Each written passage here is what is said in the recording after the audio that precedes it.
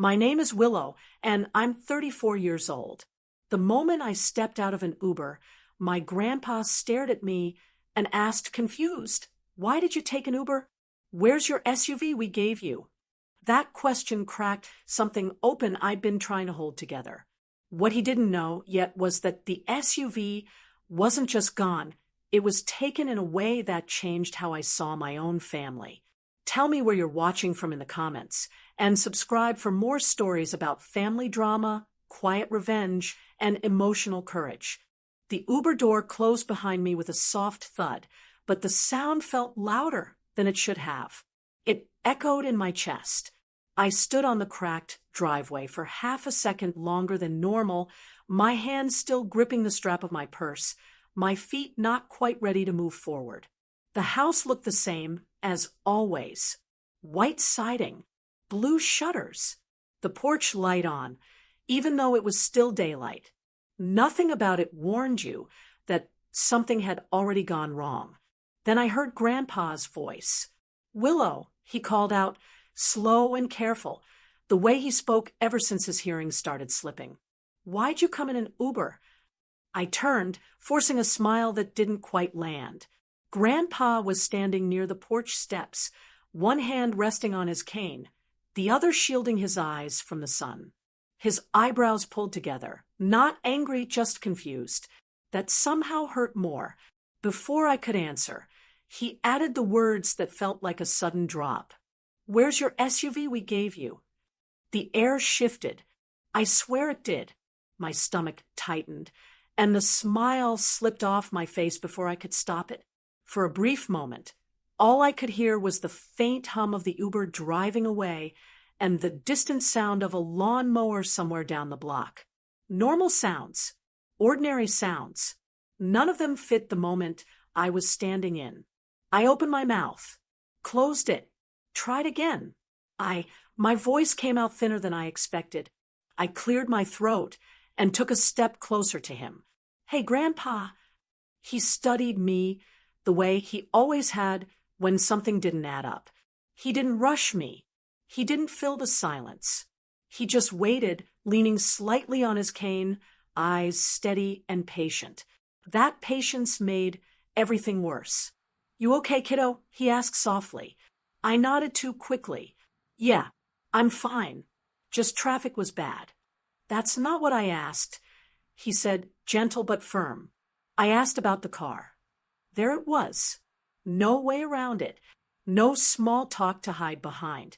I could feel the weight of the question pressing on me, pulling up images I'd been pushing down for days. The empty garage, the cold concrete floor, the way my chest had gone hollow when I realized what was missing. I glanced toward the garage without meaning to. Grandpa followed my eyes. "That thing should be right there," he said, pointing. "We made sure of it." "I know," I whispered. His forehead wrinkled deeper. "Then why aren't you driving it?" The truth sat heavy on my tongue, but it wasn't ready to come out. Not here. Not on the driveway. Not with the sun still warm and the neighbors close enough to see everything. I shifted my weight, suddenly aware of how tired I felt, like the Uber ride had drained more than just my energy. "Can we go inside?" I asked. "I'll explain." Grandpa didn't move right away. He looked at me for a long moment, really looked.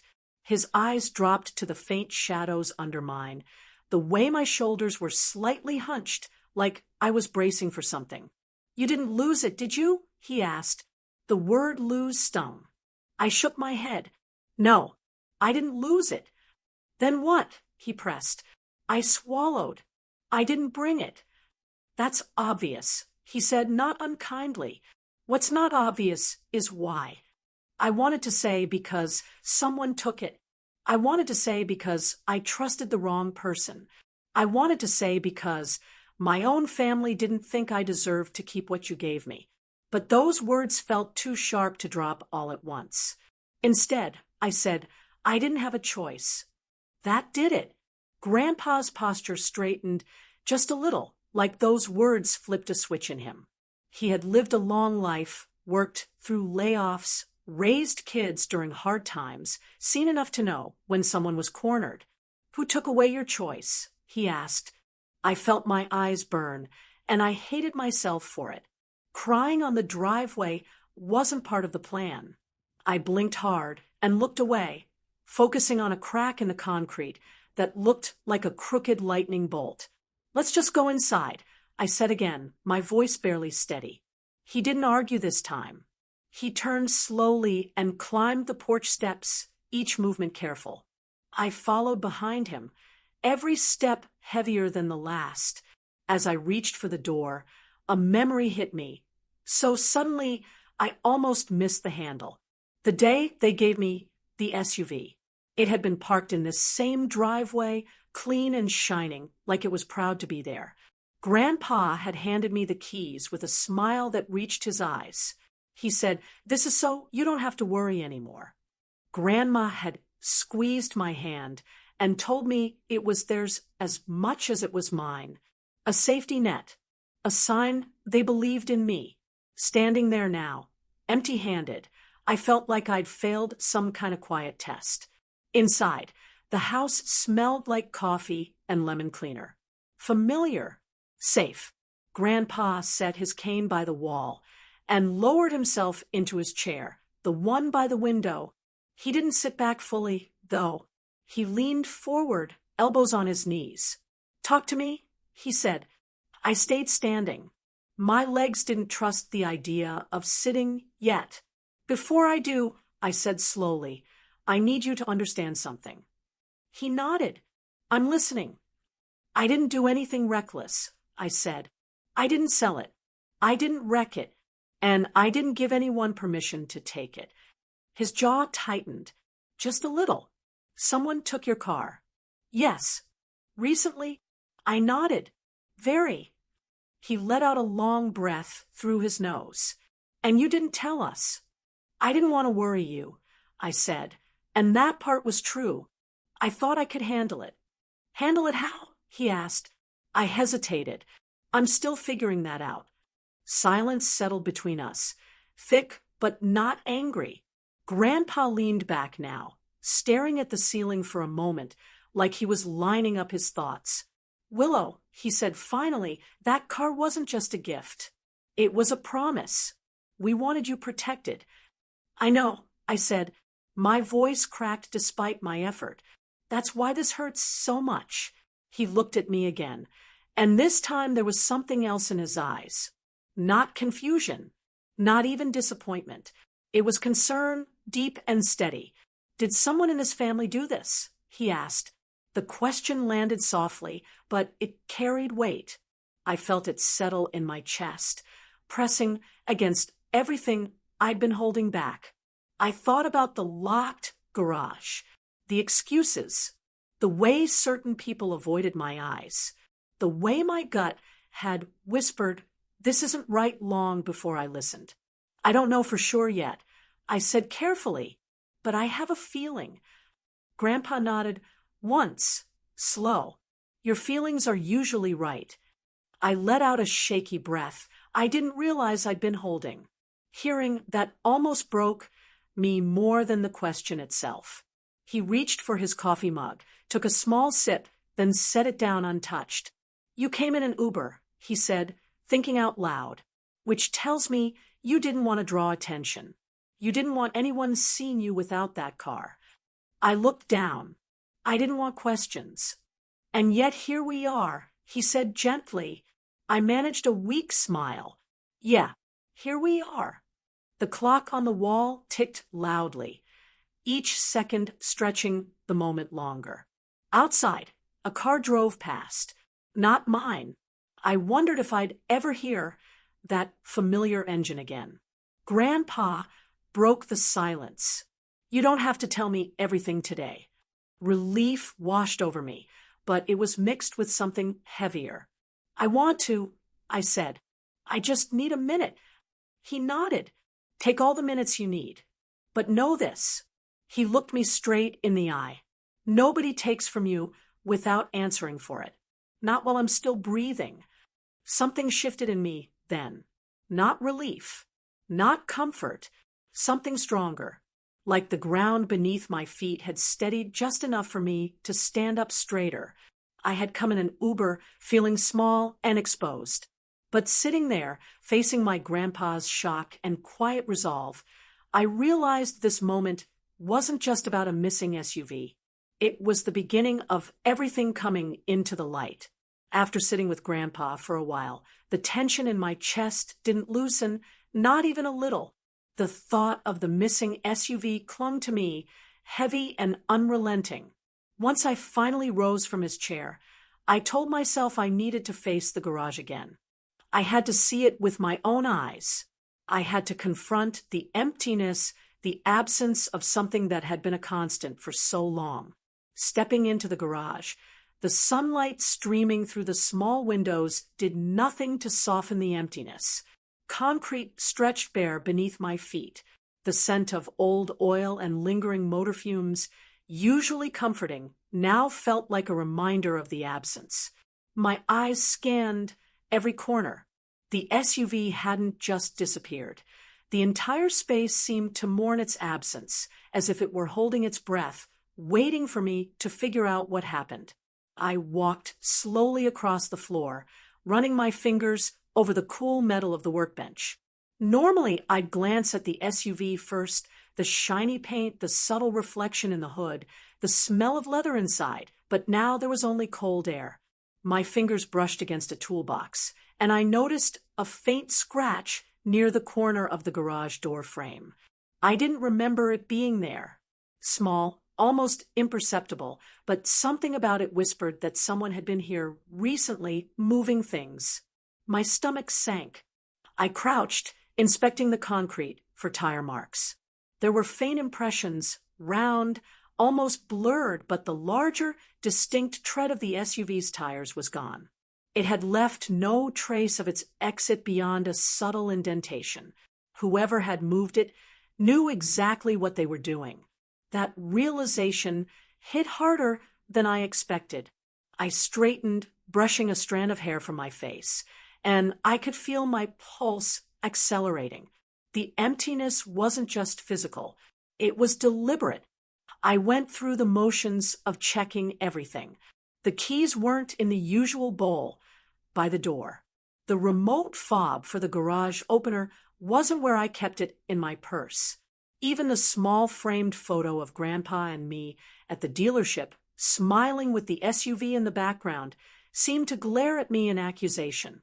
The house had betrayed me quietly while I pretended everything was fine. The next logical step was the driveway. I walked outside, scanning the street. It was quiet, suburban quiet, but something about it seemed off. No other SUVs on the block, no moving cars, nothing. Even the neighbor across the street, Mr. Peterson, was trimming his hedges, humming to himself. Normally, I would have waved and smiled. Today, I barely registered him. My attention was focused entirely on figuring out who had been in my garage, moving the SUV like a phantom. I retraced my steps mentally. Had I left it somewhere? No. The last time I parked it, it was right there, right in the middle of the garage. The last week hadn't involved road trips, errands, or anything unusual. I hadn't let anyone borrow it. And yet it was gone. Completely gone. A small, cold realization settled in. This wasn't random. This was deliberate. Someone in my immediate circle had been in the garage, had accessed the car, and had removed it without leaving a trace I could easily follow. The thought made my stomach churn. I had trusted people in this house, and now that trust felt like fragile glass, ready to shatter with the slightest touch. The phone in my pocket buzzed, pulling me out of my thoughts. I had a text from my brother, Carter. Normally, his messages were casual, memes, short jokes, but this one was different. "Where are you? You busy?" I stared at it, heart tightening. He had asked me that the same morning I discovered the SUV missing, too coincidental to ignore. Something about the timing felt deliberate, like a challenge or a test. I didn't reply. Not yet. Instead, I walked around the side of the garage. There were footprints in the dirt near the back gate, partially washed away from last night's drizzle. Not mine. Not Grandpa's. Fresh. Small enough to suggest someone careful, someone who knew the terrain. My pulse quickened. Every instinct screamed that I was being watched, that this was only the beginning of a longer, quieter war happening within my own family. Inside, I found the garage tools in minor disarray. Wrenches weren't in their usual slots, rags were misplaced, and a small dent on the metal shelf caught the corner of my eye. It was subtle, almost imperceptible, but it didn't belong. My hands hovered over it for a moment. Whoever had been here had been meticulous, careful enough not to leave obvious signs, but sloppy enough to leave tiny breadcrumbs for someone paying close attention. And I was paying attention now. I remembered the night the SUV disappeared. I had gone to bed early, exhausted from work. The house had been quiet, as usual. I didn't hear any engines, didn't notice any strangers. And yet, the garage had been accessed. Someone had slipped through unnoticed, like a shadow. That thought made the hair on my arms prickle. I went back to the driveway, this time crouching near the edge of the concrete. I examined the faint tire impressions again. It was impossible to tell which way they had gone. Whoever moved the SUV had left it somewhere far enough that it wouldn't be seen from the street. That fact alone told me they weren't just trying to borrow it temporarily.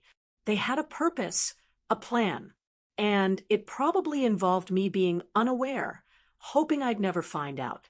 I went back inside and called my friend and coworker, Mara. She had an old SUV herself and knew cars inside out. When she picked up, I explained, careful not to let panic creep into my voice. Mara, I said, the SUV, it's gone.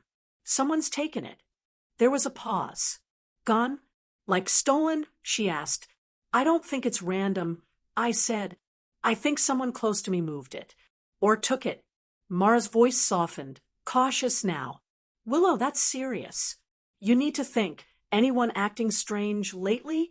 Odd behavior? Secrets? I paused. Too many people came to mind. My stepfather had been unusually secretive, often disappearing to run errands late at night. Carter had been too curious about the SUV recently. Even Mom had started asking vague questions about insurance and payments, more than usual.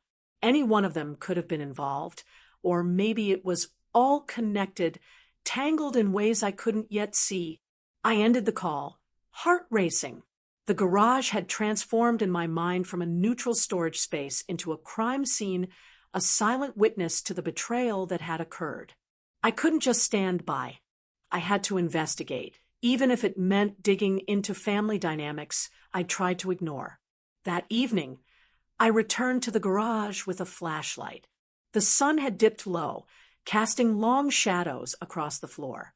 Each shadow seemed to stretch, lengthening the tension in the room. I scanned the walls, looking for anything I had missed before, scratches, dents, marks, irregularities in the cement. My eyes caught the faint outline of a small, worn footprint near the door hinge. It wasn't fresh, but it was recent enough to matter.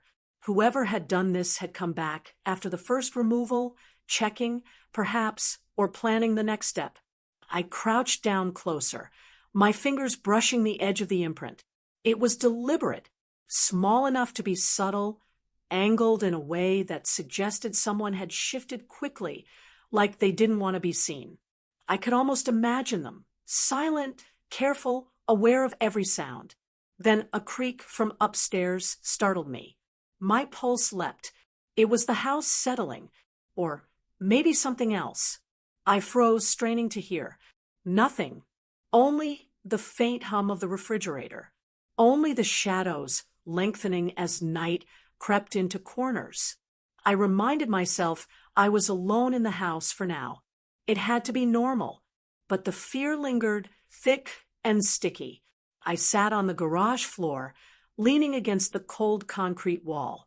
My mind replayed the last week, moments that now seemed suspicious. The missing keys I thought I'd misplaced. The texts from Carter that seemed innocent at the time. The way Mom had hesitated when I mentioned insurance. Each memory took on a new weight. Each memory suggested a deliberate act, a betrayal carefully executed. By the time I went back inside, my heart was pounding, my mind racing. I knew the empty garage was more than a space without a car. It was a warning, a challenge, a puzzle I had to solve. I could feel the early threads of suspicion weaving a tapestry of doubt around everyone in the house. Grandpa's gentle trust in people had never warned me about betrayal within the family, but here it was undeniable, quiet, cold, waiting. I realized that the SUV's disappearance had already changed the atmosphere in the house. I noticed subtle changes, shoes slightly out of place, doors left ajar, the faint hum of whispered conversations that stopped whenever I approached. My instincts told me someone was watching, someone calculating, and it wasn't just about the car anymore. It was about control. Sleep didn't come easy that night. Every creak, every shadow felt amplified. I replayed the garage again and again, mapping out tire impressions, footprints, and small scratches in my mind. I couldn't tell if anyone else had noticed. I couldn't trust the answers I might get if I asked outright. The SUV had vanished, but the evidence remained subtle, hidden, almost like it was taunting me to find it. By morning, I had made a quiet decision. I wouldn't leave the house or the garage until I understood the first layer of this mystery. The SUV wasn't just gone. It had left behind questions, suspicions, and a trail that, if I followed carefully, might reveal the truth. And I was determined to follow it, no matter what I had to uncover about those closest to me. By the time I returned to the kitchen, the tension from the garage still weighed on me, pressing against my chest with every step. The house, which had always felt like a sanctuary, now seemed different. Even the familiar scent of brewed coffee and freshly baked bread seemed muted, like the house itself was holding its breath. I placed my keys on the counter slowly, almost ritualistically, as if each motion could anchor me to some sense of normalcy. Mom was at the kitchen island, chopping vegetables for dinner. She looked up when I entered, her smile polite, but slightly strained. "Hey, Willow," she said, voice soft. There was nothing casual in it. Her eyes flickered to the driveway, like she had been watching, measuring. That momentary glance made a jolt of suspicion spike in me. Was she aware I had been inspecting the garage again? Or worse, had she seen something she wasn't telling me? "Hey, Mom," I replied carefully. My voice was calm, but I could feel the tremor beneath it. I didn't want to give anything away. Not yet. I set my purse on the counter, straightening it as if adjusting the strap could straighten my nerves too. Mom placed a knife down and folded her hands over the chopping board. "Everything okay?" she asked, and her tone carried more curiosity than concern. Too much curiosity. I knew her well enough to recognize that subtle push, a nudge for information, an attempt to gauge what I knew. "Yeah," I said lightly. "Just tired from work." I didn't mention the garage, the tire marks, or the faint footprints. Not yet. That would come when the time was right, or when I had a better sense of where the betrayal came from. Carter walked in from the living room holding a tablet, headphones around his neck. He glanced at me, gave a half-smile, and said, "Long day?" It was casual, but the timing was strange. He always seemed to appear when the conversation could shift, when someone might notice him a little too much. His presence made the room feel smaller, the air heavier. "Yes," I said, "just sorting a few things." My gaze flicked toward him briefly. He caught it and smirked. Not a friendly smirk. A knowing one. One that carried weight, like a secret joke, only he was part of. Mom cleared her throat, breaking the silence. "Dinner will be ready soon. she said, though her eyes never left me. Are you still planning on meeting Grandpa later? I hesitated, realizing that even the mention of Grandpa was another subtle test. Yes, I said cautiously. I want to talk to him again. Mom nodded slowly, and for a moment the tension felt like it might release. But it didn't. As she went back to chopping, her knife hitting the board in steady, rhythmic taps, I noticed Carter leaning against the counter now, crossing his arms, watching me.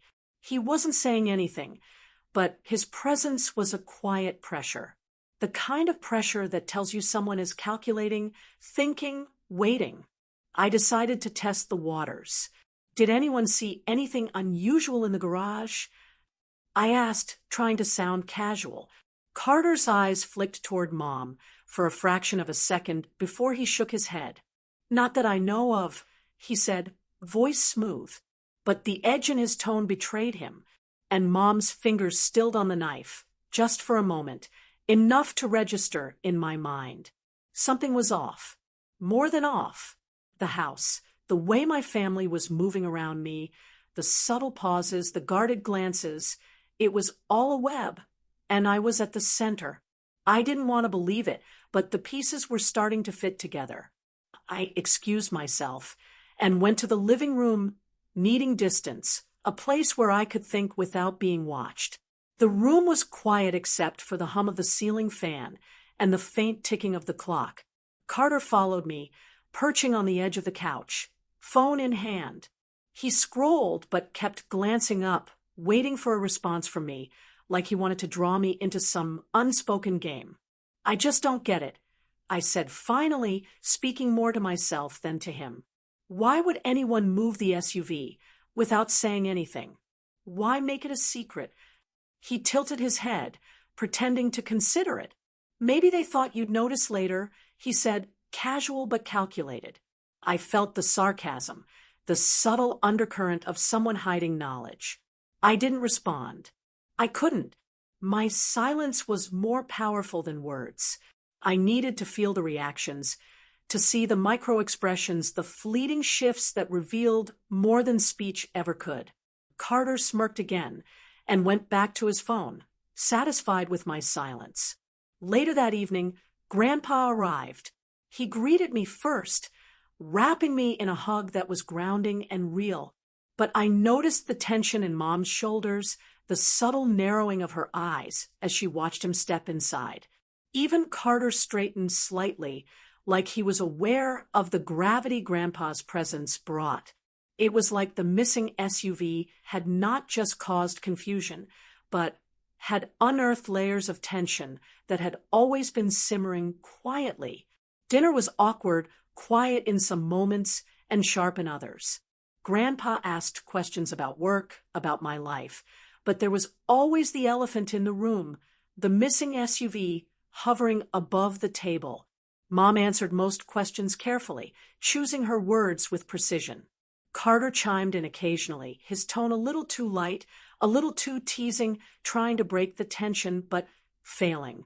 Halfway through the meal, I noticed something subtle.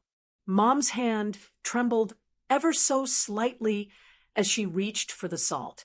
Carter avoided eye contact with Grandpa, his fork hovering in the air longer than necessary before taking a bite. Even Grandpa, normally calm, seemed to be observing us differently, as if he was piecing together the undercurrents with quiet patience. I realized then that the SUV's disappearance had exposed more than just a missing car. It had exposed fault lines in our family, fault lines I hadn't fully acknowledged. The quiet manipulations, the hidden agendas, the small betrayals, all of it was suddenly visible, illuminated by one simple act.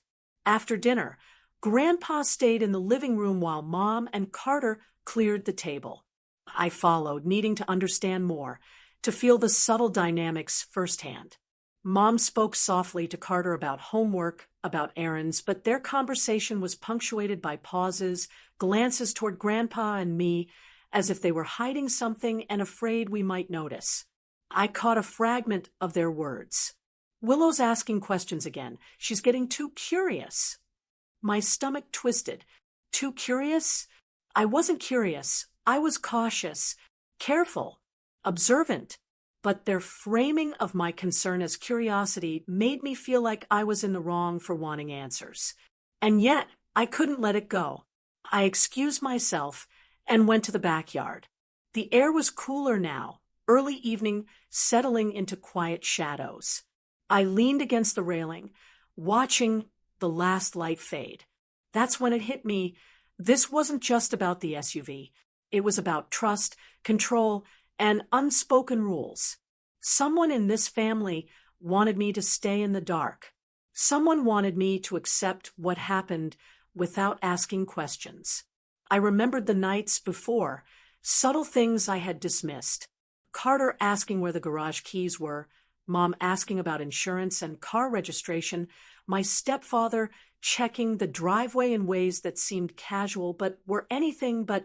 All these little threads now wove together into a pattern, and the realization made my chest tighten. I knew I had to test them. Carefully, not openly but subtly, observe reactions, measure responses, and pay attention to details. I couldn't confront anyone yet. Too early, too risky, but I could watch. And I would. As I stepped back inside, I noticed Carter sitting silently in the living room, scrolling again, his posture rigid. He glanced up briefly, our eyes meeting for just a moment, a silent acknowledgement of tension between us. He looked away quickly, but the look lingered in my mind. He knew I suspected something, and he also knew I was planning to dig deeper. Mom followed me upstairs shortly after, calling softly, "Willow, are you all right?" Her tone was gentle, but there was a layer beneath it, a protective caution, maybe even a warning. I nodded. "I'm fine," I said, but my mind was racing. I had to stay alert. I had to notice everything, the pauses, the glances, the tiny shifts in tone. Before I went to bed, I walked past the hallway mirror. My reflection showed dark circles under my eyes, a slight tension in my jaw. But I also saw determination. I would uncover the truth. The empty garage had been the first sign, but the family tensions, layered, quiet, subtle, were the real challenge. Understanding them meant understanding the path to the SUV, and perhaps the larger truth about trust, loyalty, and betrayal within the people I called family. I sat on the edge of my bed, replaying the evening in my mind. Every glance, every pause, every hesitated word was a clue, and I would follow each one. Someone had orchestrated the disappearance, carefully, deliberately, and now it was my turn to observe, to piece together the truth from the fragments of behavior, emotion, and small, telling actions. By the time sleep finally claimed me, I had a plan forming. Not a full one, not yet, but a beginning. Observation, patience, subtle questioning, and most importantly, paying attention to the small fissures in the family's surface comm, the tiny cracks that revealed hidden motives, quiet fears, and silent betrayals. The next morning, I woke with a heavy sense of purpose. Sleep had offered no answers, only fragments of suspicion and flashes of movement in the garage, shadows that weren't really there, and voices I couldn't quite place. The sun was low, spilling pale light across my room, and I felt a quiet determination coil inside me. I had to find evidence, proof that would show me exactly what had happened to the SUV and, more importantly, who had taken it. I started with the garage.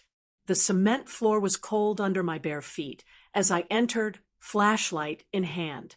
Shadows stretched across the walls, exaggerating every corner, every shelf. I crouched, examining the scratches on the corner of the metal workbench again. They weren't deep, but they were deliberate, like someone had used a tool with care or nervousness. I ran my fingers lightly over the marks, trying to determine directionality, the angle of movement, anything that could indicate who had been there.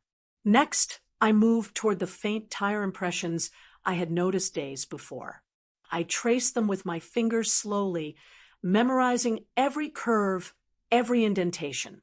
The impression was smudged in places, suggesting hurried movement or perhaps someone attempting to erase their tracks. Whoever did this had knowledge of the garage layout, enough to move a large SUV without leaving obvious traces. That pointed towards someone familiar with the space. My mind immediately went to family members, but I refused to assume without proof. I grabbed my phone and took pictures, careful to capture every detail. Scratches, tire impressions, footprints, and the disarrayed tools. Each image was a clue, a small piece of a puzzle that had begun to feel insurmountable. I organized them into a folder labeled Evidence, mentally preparing to compare, analyze, and connect them later. Afterward, I turned my attention to security footage. Grandpa's house had a few cameras, mostly focused on the front and back entrances. I booted up the old monitor in the office, clicking through recordings from the past week. The footage was grainy, the angle imperfect, but it showed movement. Shadows flitting past the driveway late at night, the hum of an engine outside. At first glance, nothing looked unusual, but my gut told me to look closer. I paused a frame on one image, zooming in on a figure moving toward the garage door. The silhouette was too small to be clearly identified, but the posture, the timing, the hesitation, it all suggested someone who knew exactly what they were doing. My pulse quickened. This wasn't a stranger in a rush. This was someone deliberate, someone calculating. I noted the timestamp, 2 nights ago, around 11:47 p.m.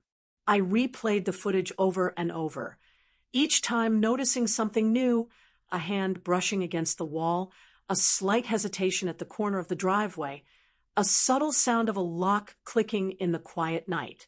The details accumulated, each one amplifying the possibility that the person was inside the house, moving with knowledge and confidence. Feeling the need to ground myself, I stepped outside. The morning air was crisp, a faint chill brushing against my skin. I walked along the driveway, squinting at the cement, noting where shadows would have fallen at night. I imagined the movements, the pauses, the careful steps of someone navigating the space in the dark. It was like retracing a dance performed silently, invisibly. And in that dance, I began to see patterns that hinted at familiarity, an intimate knowledge of the house and its routines. Returning inside, I opened my laptop and started cross-referencing family routines. I checked schedules, noting when everyone had left for work, returned, or gone out for errands. My notes revealed gaps, moments when one of them was unaccounted for, times when noises might have been explained away with casual excuses. The timing matched the footage. The pieces were starting to fit together in a disturbing pattern. Then I remembered Carter's tablet from the night before, left open in the living room. I slipped it onto the desk. A casual swipe through notifications revealed something unexpected. Messages deleted too quickly to retrieve, but enough metadata showing interaction with unknown contacts. A shadow of a name, a short phrase about checking the SUV, and the rest gone. My hands shook slightly as I realized this wasn't random. Someone was actively covering tracks, even digitally. I decided to expand the search beyond the house. If someone moved the SUV, they had to transport it, maybe park it temporarily. I drove around the neighborhood in my own car, scanning streets, driveways, even small alleys I hadn't noticed before. My senses were heightened. Every glint of metal, every parked car, every unfamiliar license plate was cataloged mentally. Hours passed, and I returned home empty-handed, exhausted, but not defeated. I knew the break would come from patience and attention to detail. Back at home, I sifted through old garage records, insurance papers, maintenance receipts, and even past parking arrangements. That's when I noticed something subtle, a small discrepancy in the log for last month. A service check had been marked as completed, but the timestamp was off, a day earlier than my memory recalled. I double-checked emails. Indeed, a confirmation from the service center indicated the appointment had been scheduled, but I had never been there. Someone had faked a record to create an alibi. My heart sank. The manipulation was deeper than I realized. Someone had been planning this, carefully scripting every step to hide their actions, every small act of deception, every hidden interaction, every shadow in the footage. It was all connected. I needed more concrete evidence. I returned to the garage for the third time that day. I took measurements of the tire impressions, noted angles, distances from the walls, and compared them with the SUV's wheelbase. The calculations were precise. Whoever moved the vehicle had not only the physical knowledge, but also the patience to maneuver a heavy SUV in tight quarters without causing damage. That was not an accident. That was deliberate. In the midst of my investigation, a small but critical breakthrough came unexpectedly. I remembered a conversation I had overheard between Mom and Carter weeks ago about a storage unit they had been considering. The tone had been oddly secretive, like they weren't discussing it with the full intention of including me. My pulse raced as I considered the possibility. Could the SUV have been moved there temporarily? I needed to find out. I made a mental plan. First, confirm the unit's existence. Second, obtain access legally without raising suspicion. Third, compare vehicle identifiers, the license plate, any distinguishing marks, to ensure it was indeed the SUV. I couldn't act on assumptions. Every step had to be calculated, precise, and verifiable. I also started keeping a small log of everyone's behavior. Notes on unusual movements, odd comments, unaccounted absences. Even minor things mattered. A hesitation before answering, a distracted glance, a vague excuse. I learned to read micro-expressions, the twitch of an eye, a finger tapping on the table, a subtle change in posture. Each observation was another thread in the tapestry of truth I was weaving. Late that evening, I returned to the office to review the footage again. This time, I noticed something I had missed before, a brief reflection in the window as someone moved past the garage. The figure was partial, the image distorted, but a hand, a sleeve, a distinct watch, enough to make me pause. I froze, studying it frame by frame. Recognition flickered. Not complete, not certain, but familiar. Someone in the house. Someone close. The revelation sent a wave of conflicted emotions through me. Anger, betrayal, confusion, but also a kind of cold determination. I could no longer ignore that the SUV's disappearance was an intimate act, not a random theft. And the closer the thief, the more careful I had to be. I started cross-referencing the partial reflections with my memory of family members. The sleeve, Carter's hoodie, Mom's cardigan, Stepdad's jacket, each possibility felt heavier than the last. The uncertainty was maddening, yet necessary. I couldn't jump to conclusions. I had to remain observant, deliberate. By now, my small apartment of notes, photos, and observations had transformed into a makeshift investigation room. Every document, every photo, every snippet of conversation had a place. I created a chart of inconsistencies, aligning dates, times, and behaviors. Slowly, patterns emerged. Overlaps that couldn't be ignored, coincidences too convenient to be random. The next step was subtle confrontation. Not aggressive, but probing. Casual questions during meals, remarks about errands, small suggestions to observe reactions. Each response, each hesitation, each careful word was data. It was tedious, nerve-wracking, and emotionally draining, but I was building a map. One night, as I reviewed footage again, I noticed something else, the reflection of a familiar car parked a block away, lights off, engine silent. I checked registration discreetly. It wasn't random. The car belonged to someone in my family's extended circle, someone who had access to our routines. That explained the ease with which the SUV had been moved. I was close. Each clue fit together like puzzle pieces, and the shape was finally taking form. The empty garage had been the first sign. Early suspicions had guided me to observation, documentation, and analysis.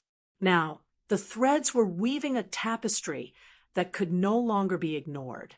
Someone close had taken the SUV, and the evidence was converging to reveal the truth. By the end of the week, I had enough material to confront the situation if necessary. Tire impressions matched maneuvering patterns in the videos. Digital logs indicated careful deletion of messages. Subtle observations of family movements confirmed the pattern. The SUV had been moved deliberately, strategically, and with the full awareness of someone who knew our house intimately. I sat back in the office chair, exhausted, but with a grim sense of accomplishment. The hunt for evidence had been exhaustive, painstaking, and emotionally draining, but it was necessary. The SUV's disappearance was no longer a mystery. The truth was there, waiting for me to act. And when I did, there would be no room for denial. The night had fallen completely when I finally felt ready to act. Every scrap of evidence I had gathered, from tire impressions to digital logs, from security footage to fleeting glances, was cataloged, analyzed, and lined up in my mind like chess pieces on a board. The SUV's disappearance had been more than a theft. It had been a quiet upheaval in the rhythm of our family, revealing cracks I had tried to ignore. Now, it was time to face them head-on. I waited until the house was quiet, the soft hum of the refrigerator and the occasional creak of settling walls the only sounds. Grandpa was in his room, reading in his chair, as usual, the soft lamplight casting warm shadows. Mom and Carter were elsewhere, or so I assumed. Every step I took toward the living room felt like crossing a line. Each one waited with anticipation and the dread of confrontation. I started with Carter. He was sprawled on the couch, headphones in, scrolling through his phone. I didn't announce myself. I let the silence stretch, watching as his expression flickered between concentration and something else, uncertainty, perhaps, or caution. He sensed it. He knew I had discovered something. "Carter," I said, finally, my voice calm but firm. The word itself carried a quiet authority. He froze, his fingers hovering over the tablet screen. "We need to talk." He removed his headphones slowly, giving me a guarded smile.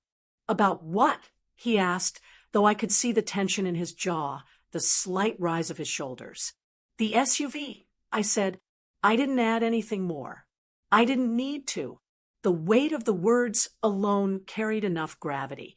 He looked away briefly, then back, trying to gauge my next move. "Willow," he trailed off, clearly unsure how to respond. I stepped closer, letting the room fill with the quiet intensity of my presence. "You were involved," I said, watching the subtle reactions, the quick blink, the slight tightening of his fists, the way he shifted on the couch. He exhaled sharply, like he had been holding something in for days. "I didn't think you'd notice," he admitted finally. "I didn't want to hurt anyone. I just what?" I pressed. I had the right to know, and I needed clarity. He swallowed. "I thought, if I moved it, Mom and Dad would notice. They'd argue less, maybe think I was responsible for keeping it safe. I didn't know what else to do." His voice wavered, a mixture of guilt and fear. I felt anger surge, but it was layered with something more complex, sorrow for the boy who had been trying to manipulate outcomes without understanding consequences. "Carter," I said slowly, "this wasn't just a prank or a mistake. You violated trust. You made decisions for everyone without asking, without considering the fallout." He nodded, words failing him. The silence stretched, heavy but charged with emotion. For a moment, I considered letting him off easily, letting the moment pass. But the SUV was more than a vehicle. It symbolized trust, care, and the quiet promise Grandpa and Grandma had given me.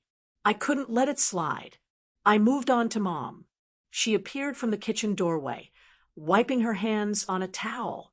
Her eyes met mine, wary but not defensive. "Willow," she said softly, "I can explain." I gestured toward the evidence spread on the coffee table. Photos, notes, timestamps, digital logs. "Do you want to?" I asked. She exhaled. A long, heavy sound. "I thought I was protecting you," she said finally. "Your brother panicked. I tried to cover for him. I didn't know what else to do.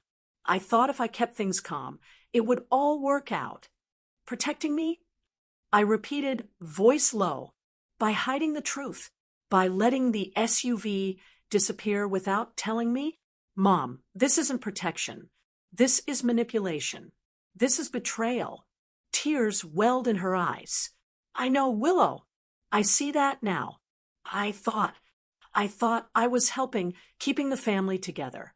I didn't realize how much it would hurt you." I stared at her, the hurt raw and vivid. "The SUV wasn't just a car," I said quietly, each word deliberate. "It was trust, care, and a promise from Grandpa and Grandma. You and Carter took that without asking. You made choices for me, and it changed how I see this family."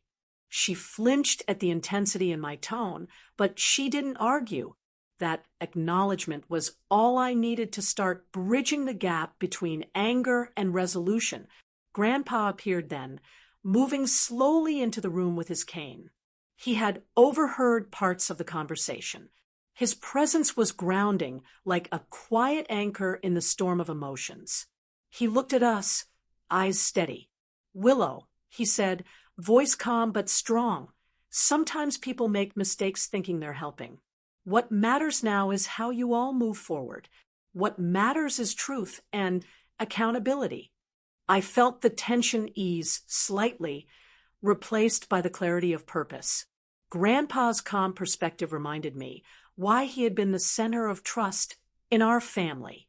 His presence made the confrontation not just about blame, but about understanding and correcting mistakes. Carter leaned forward, voice barely above a whisper. "I'm sorry, Willow. I really am." I nodded slowly. "I know you are, but sorry doesn't fix what's broken. We need to fix this together." Mom wiped her eyes and stepped closer. "We will," she said. "We'll return it, make it right, and we'll be honest from now on." The first step was immediate. Retrieving the SUV, Carter gave me directions to where he had moved it, a small storage unit a few blocks away. The drive was tense, the silence punctuated by occasional breaths, by the faint hum of the engine in the city streets. I could feel the layers of betrayal and relief coexisting in the same space. When we arrived, the storage unit door lifted slowly. There it was, the SUV, parked neatly as if nothing had happened. The sight of it brought a strange mix of relief, satisfaction, and lingering anger. I ran my hands over the hood, feeling the cold metal beneath my fingers, grounding myself. It was real. It had been returned. But the emotional journey wasn't over. The drive back home was quieter. Carter kept glancing at me, unsure, tentative. Mom remained in the passenger seat, eyes forward, perhaps reflecting on the gravity of her choices. Grandpa's earlier words echoed in my mind, truth and accountability. That was what mattered most. Back home, I parked the SUV in the garage, careful to note the familiar angles, the way the tires aligned with the concrete. I walked around it, inspecting for any scratches or marks. Everything was intact, almost pristine, but the trust around it, the subtle belief in family honesty, was fragile. I knew it would take time to rebuild. That evening, we gathered in the living room. Grandpa settled into his chair, Carter on the couch, Mom beside him. I took a deep breath. This isn't just about the SUV. I said, "It's about communication, trust, and respect. Moving forward, we have to be honest with each other. No secrets, no manipulations. That's how we heal as a family." Carter nodded. "I understand," he said softly. "I'll do better. I promise." Mom's eyes shimmered with unshed tears. "We'll all do better," she said. "Starting now." It wasn't perfect.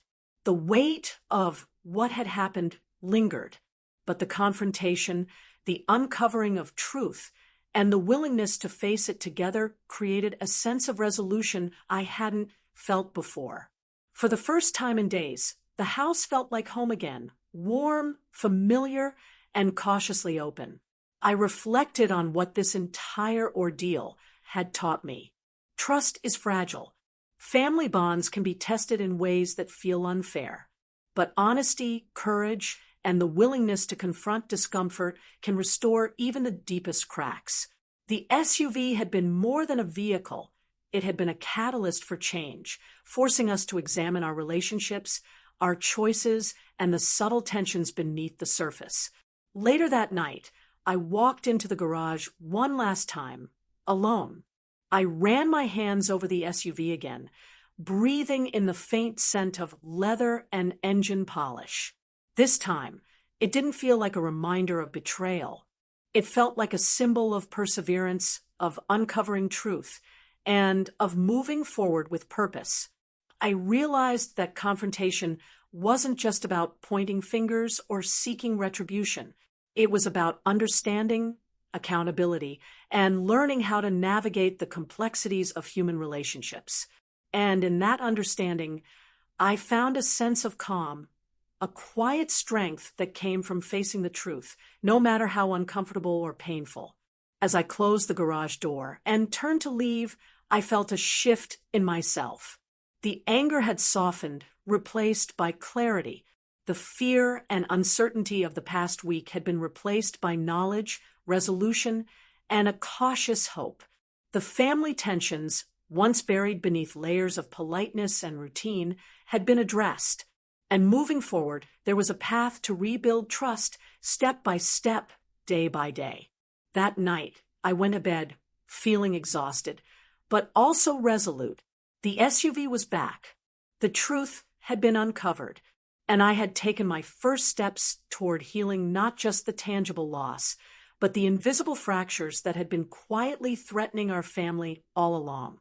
As I lay in bed that night, the events of the past week replayed in my mind, like scenes from a movie I hadn't expected to star in.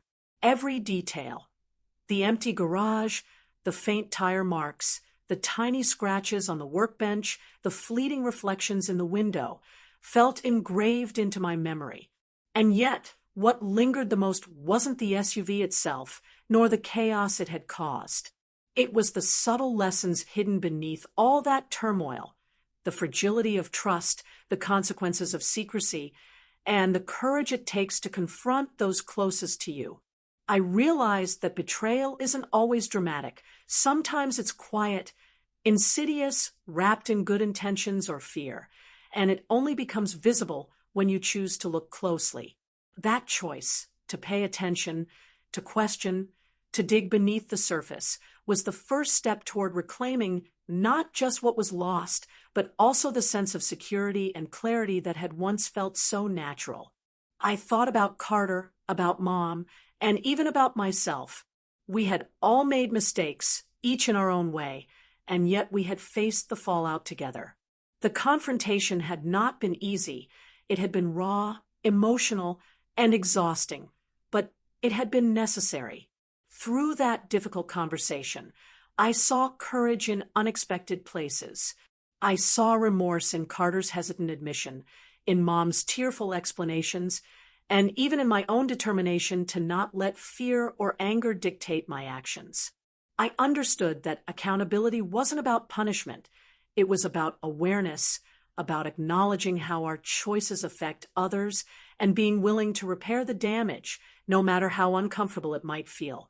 And then there was the SUV itself, now resting safely in the garage.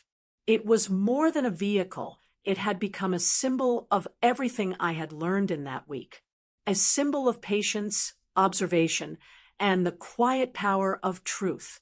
Standing there, touching its hood, I understood that life isn't always about the things we lose, but about what we discover in the process of finding them again. The SUV had brought clarity, but it had also revealed the hidden currents of our family, the subtle tensions, the unspoken resentments, the moments of hesitation and fear. Confronting those currents had been harder than locating the car itself, but infinitely more important. As I drifted towards sleep, I felt a cautious sense of hope. The house no longer felt tense. The shadows no longer carried suspicion. There was a sense of possibility now, a quiet belief that even when mistakes are made, relationships can be repaired and trust can be rebuilt piece by piece, day by day. I realized that moving forward wasn't about erasing the past. It was about carrying its lessons with you, letting them shape your choices and your empathy for others. And most importantly, I knew that even in moments of confusion and betrayal, we all had the capacity to act with honesty, courage, and compassion. The SUV was back, yes, but what truly returned was something far more valuable: the understanding that family, when nurtured with truth and patience, can survive the deepest fractures and emerge stronger than before.